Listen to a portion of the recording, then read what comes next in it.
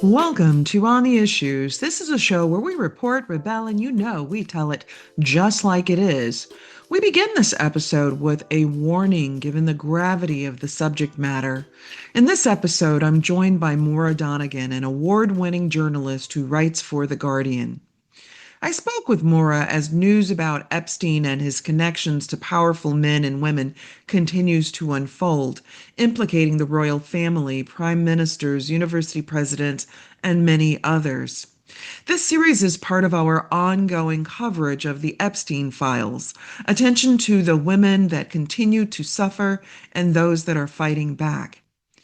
In our series, we unpack the record, combing through the various emails, speaking with reporters, and asking the fundamental questions. What does it take to treat women and girls with dignity and respect? For context, in July, the Justice Department released a controversial report about Jeffrey Epstein, now a known and notorious sexual predator and human trafficker. Now, with the release of over 23,000 files associated with Epstein, and there are thousands more, questions are being raised about the scope and scale of this sex trafficking ring and its connections to power. The House Oversight Committee has yet to hear testimony from Epstein survivors, despite the urging of Representative Ayanna Presley and others. So, in this episode, we're not losing sight of the girls and women harmed by Epstein and the constellation of others who joined him. Instead, we're shining a light. In this episode, you'll hear from Moira Donegan and also a clip from our previous interview with Jess Michaels, who survived the sexual assault that she experienced at the hands of Jeffrey Epstein when she was 22 years old, living in New York. And for years, she rang the bell about his predations and the awful things that he has done to women and girls, including herself. Sit back and take a listen. Maura, thank you so much for being with me. Our audience adores you. I love being in conversation with you. Thank you so much for all that you put forward and the diligence and integrity that you bring to everything that you write about. Thank you for joining us. That's so kind of you. Thank you for having me. So, in this episode, and we have been doing work in following Epstein, the Epstein files, what this has meant in terms of our country and really the world. So, let me just start off with asking, how have you sorted this out and the relevance of the fact that we're talking about Epstein? Yeah, for a long time, I was a little bit allergic to the Epstein story. And I think for me, that's because I come from a long history of covering sexual violence. And what you learn doing that work is that most sexual violence does not occur in this like sh realm of shadowy conspiracy or vast networks of, secret traffickers. What it usually occurs in is in banal situations among people who know each other, among families, among small communities, among people among whom there is trust, who transform those sort of quotidian environments into sites of great domination and violence, right? And in my work, I've tried to demystify sexual violence to show not just how common it is, but how ordinary the situations in which it occurs can be, right? Because people And take that so, for granted, right? Like they yeah. do that is that it's the predators within the house and next Mhm. door and the uncle and the Mhm. cousin. And people, I thank you for saying that because I think that oftentimes people are looking for the person in the white van driving through the neighborhood, and instead it's the car that's pulling into the garage too often. Exactly. And so when, these Epstein conspiracy theories started bubbling up, both on the right and on the left. This was sort of like a fixation of these, online communities that had great distrust of institutions and of elites. right, who were talking about this man as sort of the link that would expose a vast and secretive network of pedophiles. I was a little bit wary of that. I got to be honest with you. I thought that, this isn't really how sexual violence actually happens. It partakes of a fantasy of secrecy and shame and sort of like cloak and dagger conspiracizing that actual sexual predators don't need to have recourse to, right? Because there's so much tolerance for sexual violence in our ordinary life. And I will say, the more I have learned about Jeffrey Epstein, beyond, conspiracy theorizing, but really like in the evidence of what has been brought forth by wonderful reporters like Julie K. Brown of the Miami She did a Herald, phenomenal job. and Julie has K. been for Yes. years, yes. Yes. By the more we hear in the testimony of survivors and the more we see in these documents that are being, drip by drip released to the public, the more convinced I am that Jeffrey Epstein had an extraordinary web of connections to very powerful people across different, political persuasions. And he seems to have also been a prolific sexual trafficker of girls and very young women. And at minimum, those very powerful people seem to have known of what he was doing to those children, those teenage girls, and been comfortable with it. The worst seems to have been some gentle mockery, but as we saw in, say, the document that was released for Jeffrey Epstein's 50th birthday, when many of these powerful people he was close with contributed, playful little notes and cartoons.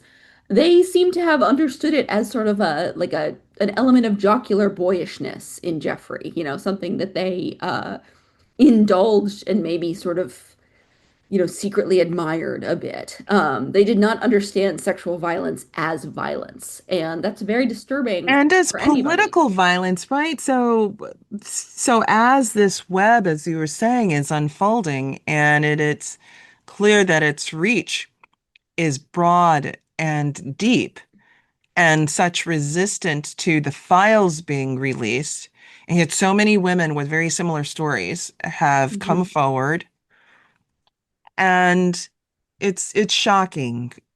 I mean, I would ask if you've been shocked by this. I don't know who wouldn't somehow be affected.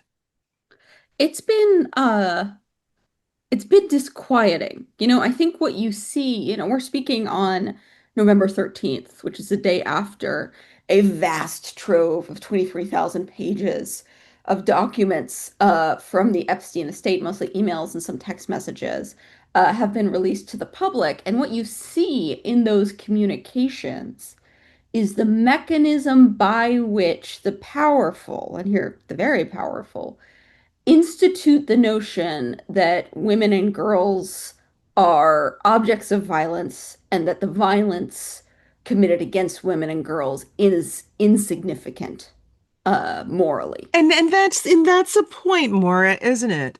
That if one tries to understand this in part, it's the tragedy of seeing the lives of girls as being insignificant. I mean, even if we were perhaps for an audience that we would, might assume has some grounding in knowledge of this, if we were to go back to the earliest of the Epstein conviction, it's one in which the girls are framed as being sex workers.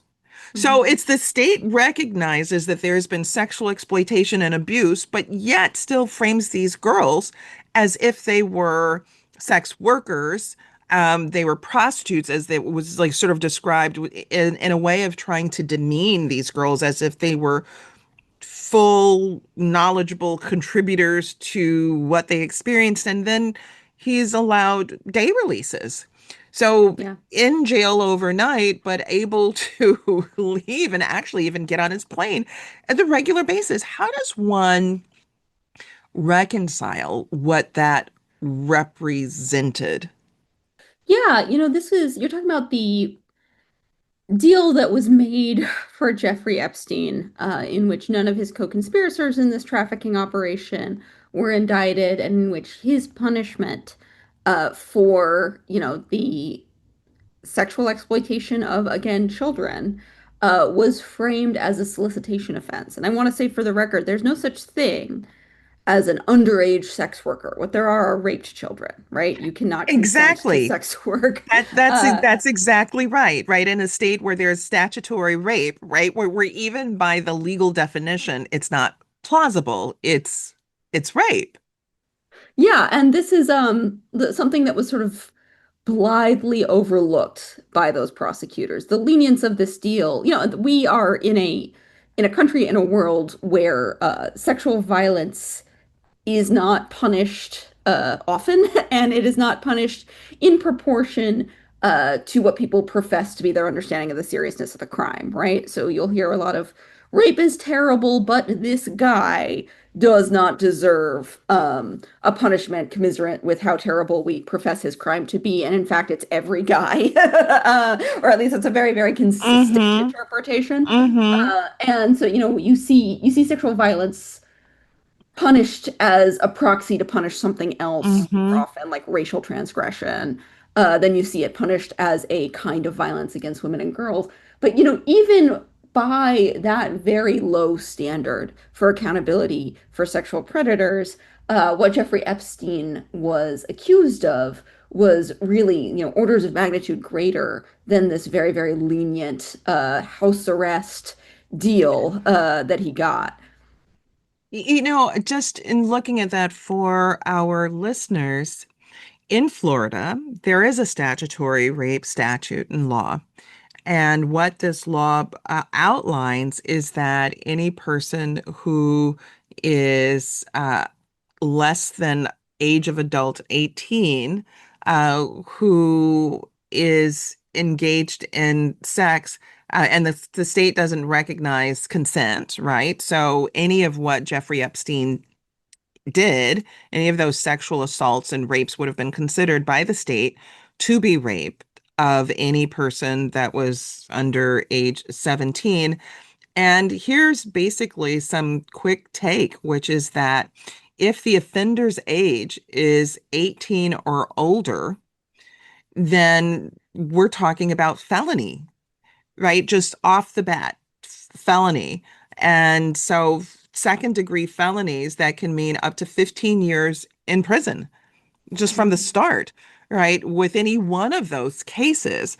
But clearly, in this case, with the way in which it was prosecuted, that was not what Jeffrey Epstein experienced, what typically someone in Florida would be up against if they did the same thing. Right.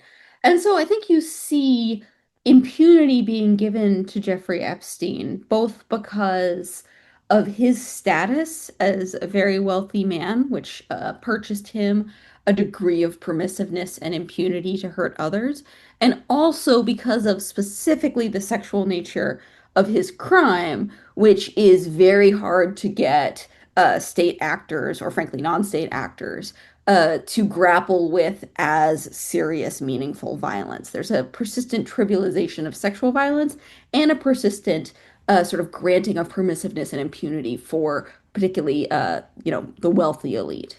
So I'm wondering if you have followed any of the individual cases, and I'm thinking here about the recent book that's been released by Virginia Jeffrey, who named a former prince of England, Prince Andrew, as being the person who had assaulted her.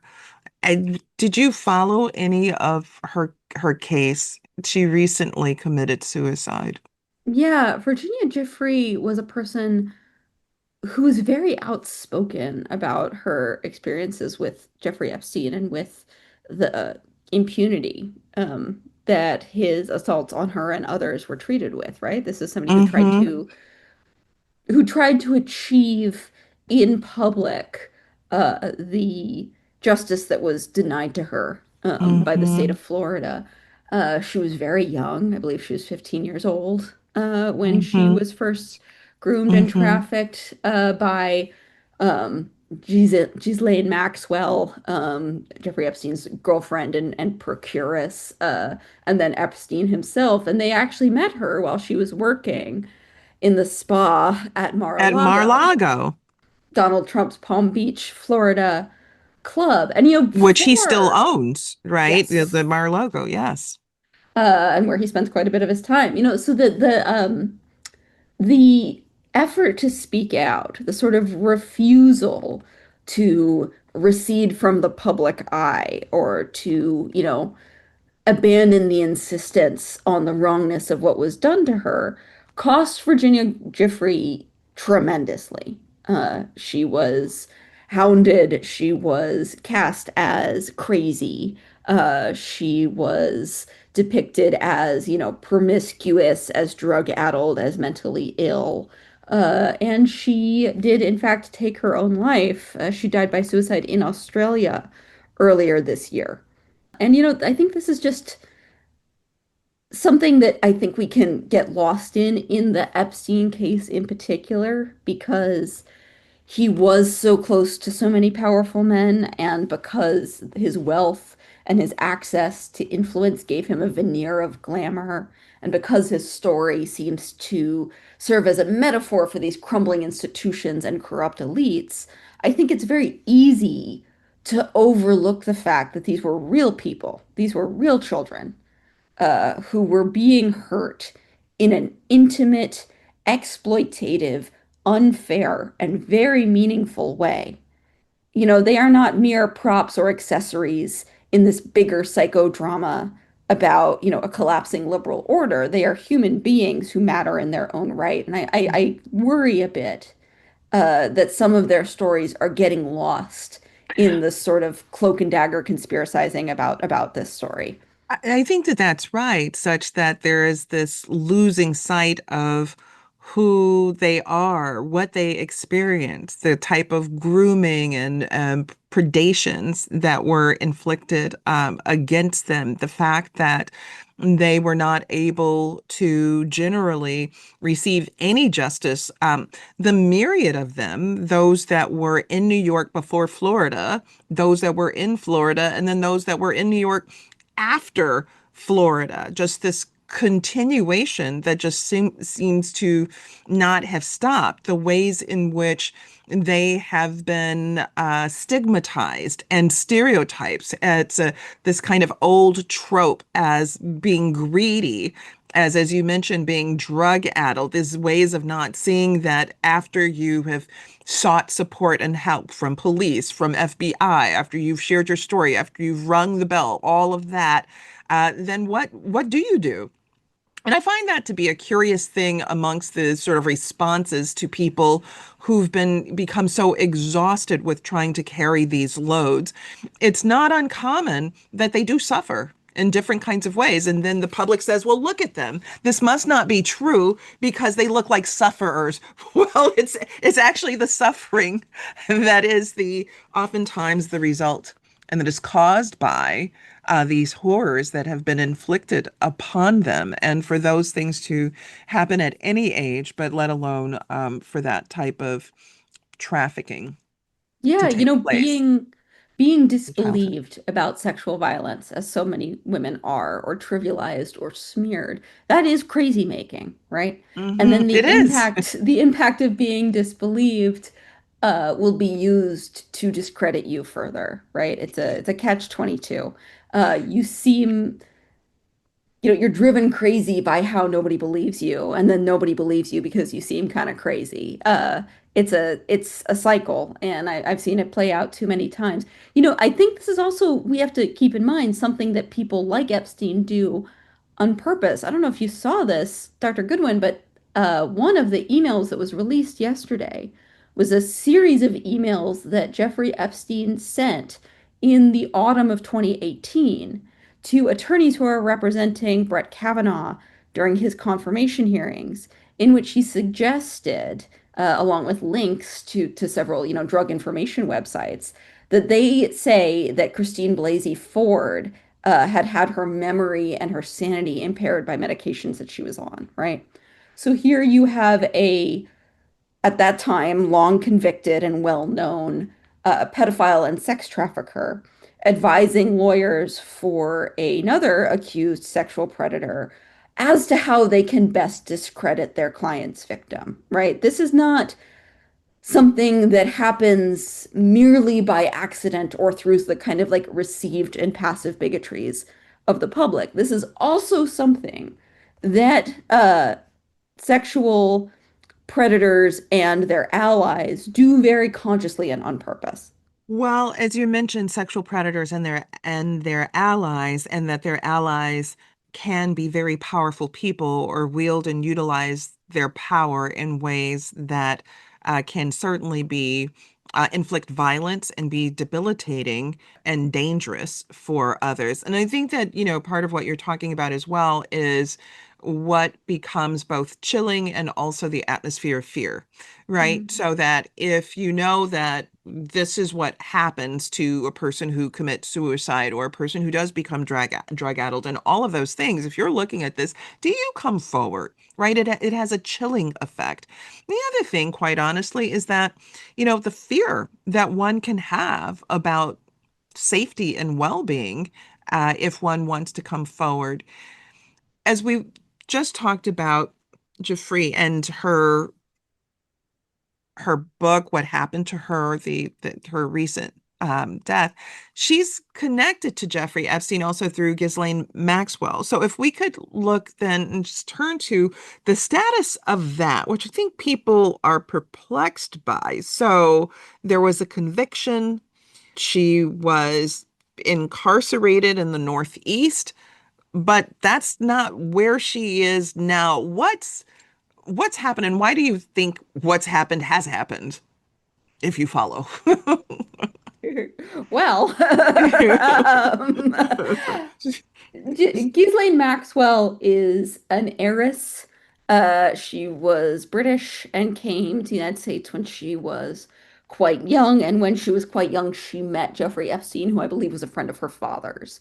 And they were involved. She seems to have been the primary relationship of Epstein's life. And Ghislaine had this kind of like worshipful, dutiful approach to Jeffrey that according to her conviction, seeking out teenage girls, particularly like vulnerable ones who are already kind of suffering or in unstable situations, and bringing them to Jeffrey Epstein for purposes of sexual abuse, right? So she would go find children for him to rape and then bring them to him.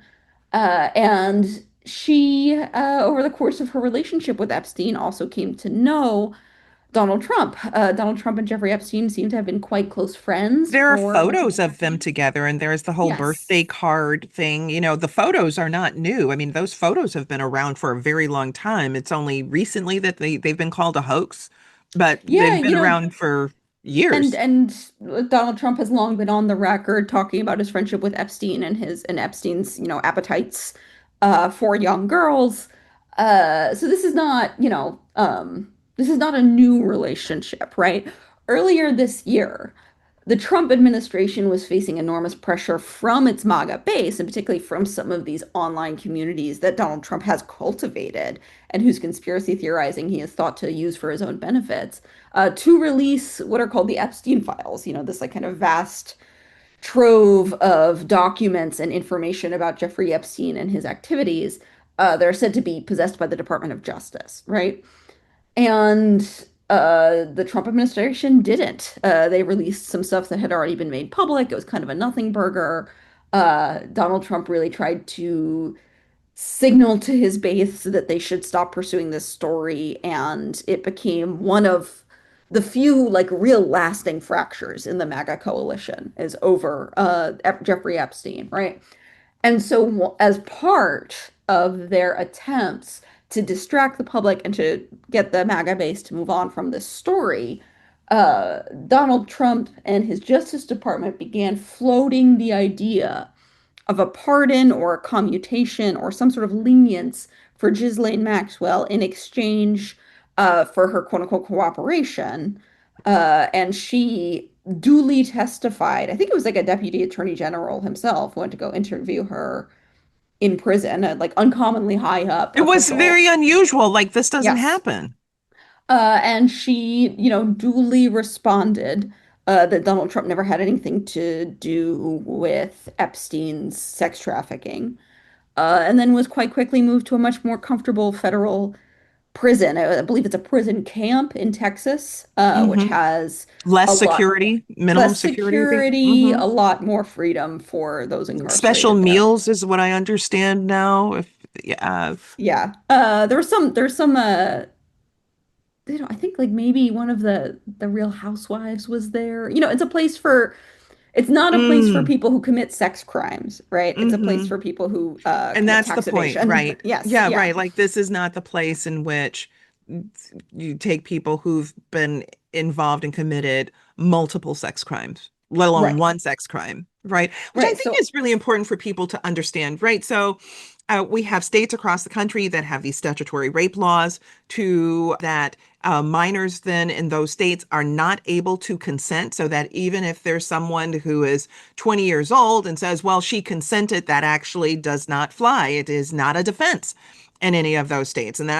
And let alone somebody who has done this multiple times and over and over.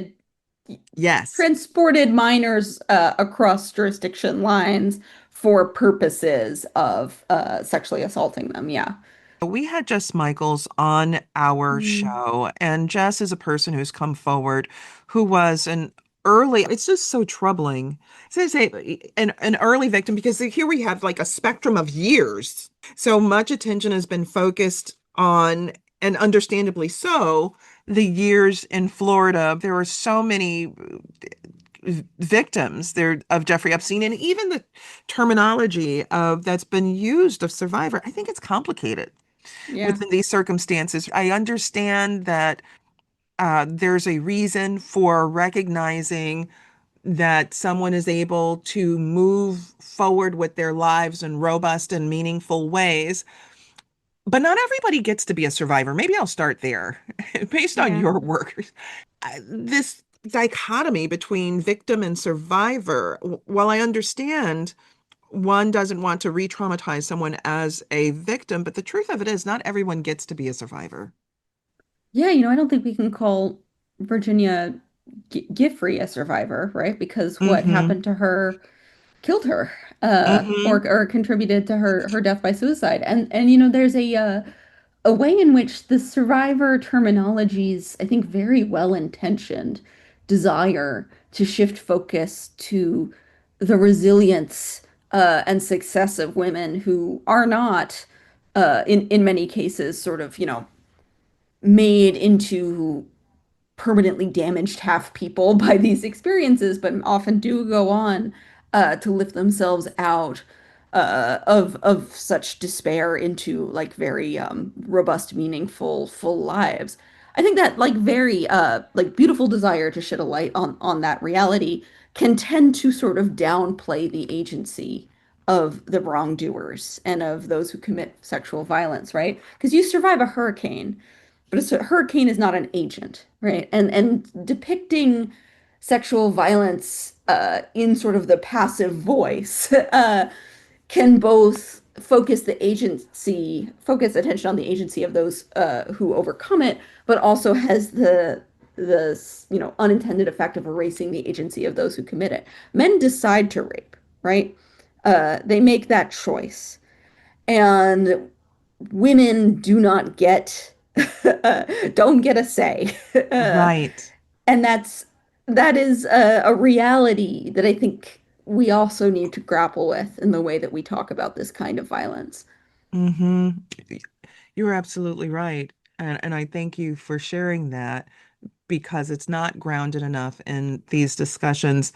And I'm wondering then about what's the corrective in these spaces. So when Jess Mhm. Michaels was on the show and was asked whether survivors have been given voice in these matters, and she replied, certainly not enough. And just in terms of a little bit of background, so Jess Michaels has been coming forward. She came forward years ago She was groomed by a trusted friend and roommate who had worked for Epstein as a recruiter, much like Ghislaine Maxwell did later. And she was raped by Epstein at the age of 22 at his mansion under the pretense of what was to be a job interview. And her story is much like many of the others. Jeffrey Epstein, what was articulated, Jeffrey Epstein wanted, her to massage him. He had lots of people massaging him, and she thought that this would be a job that she would be able to have to travel with him, earn a good living for, while she would be employed by him and providing this service. She did not understand that this service that he really wanted was of sexual exploitation and assault. And when she seemingly applied for the job and was rejected because he thought that she was not a very good masseuse. And there's a couple of things that I think are really important to understand about when I meet him this first time. He's actually very stoic, and he's very professional, and he is very serious about someone understanding through the body, to the point that he makes me feel like I don't know enough. I don't know what I'm doing, and I question whether I'm actually going to get the job. And I kind of thought I already had an in. I already thought this was he's going to train me too. He trained Christine, he'll train me too. And so he's asking me these questions out of the body that I can't answer. And he's like, okay, well, you're going to need to study this book. But then gave her a second chance. And at the second chance, sexually assaulted her. And she's come forward to tell her story. But I'm wondering, Maura, there were the people that were before the Virginia Giuffres and others, these group of girls and women who were in New York, who were trafficked there. How how in the world do we interrupt these cycles? And I would add to that, you mentioned our fabulous Julie Brown and this great work that she did. It seems to me that we might not even be here had it not been for this amazing work that she did, that had somewhat been lost and obscured. Yeah, I think it is very telling that it was a woman reporter at a regional newspaper who dedicated amazing amounts of time and effort against, no small amount of institutional resistance to getting this story out there. So I think what we do have, the silver lining of the ubiquity of sexual abuse is that we also have this vast well of women's understanding of what sexual violence really is and what it does and how important it is, right? And that is a well of understanding that stands in contrast to the institutional indifference, right? And I think that's our best resource, is the voices of people who do not find themselves content to accept the trivialization of this violence and the impunity for it. What do you think as we bring this to a close, what do you think happens next? So there's been the release of these 23,000 files, which probably suggests that there are thousands and thousands more. We've received what we've received. What any intuitions about what comes next? I think it is inevitable that something very close to the full picture of what is documented about Jeffrey Epstein and Donald Trump's involvement in his activities is going to be made public. This is a story that has not gone away, even though Donald Trump really wants it to. It is a story that Democrats are pushing because they think it is very politically advantageous to them. It is a story that sort of the anti-institutionalists on the far right are not letting go of either, right? And so I think there is more to be revealed. And I think it'll be our job as feminists, as that happens, to keep the wrongness of sexual violence and the experiences of these women at the center of the story and to make sure that they are not erased by the power of the men who hurt them. Moira Donegan, I want to thank you for joining me. I know that I typically ask about what is a silver lining, and I'm thinking that perhaps in any of this, maybe for the moment, it is actually the this release of these files, and that hopefully that will lead to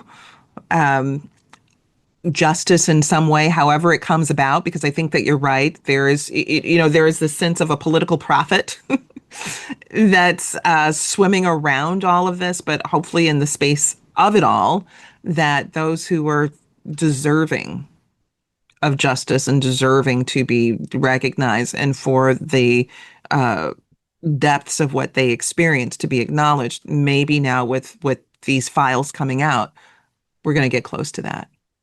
I hope so. Me too. Thank you so much, Maura, for joining me. I appreciate it. Thank you so much for having me. Listeners, if the issues raised in our episode reach close to home for you or someone that you know and care about, please know that help is available.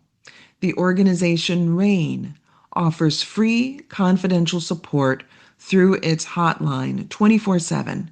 You can learn more at rain.org, that's RAINN.org, or by calling 1-800-656-HOPE, that's HOPE, or texting the word HOPE to 64673. This has been your host, Michelle Goodwin, reporting, rebelling, and telling it just like it is on The Issues with Michelle Goodwin and 15 Minutes of Feminism, our Ms. Magazine and Ms. Studios joint productions. I, Michelle Goodwin, am the executive producer of Ms. Studios.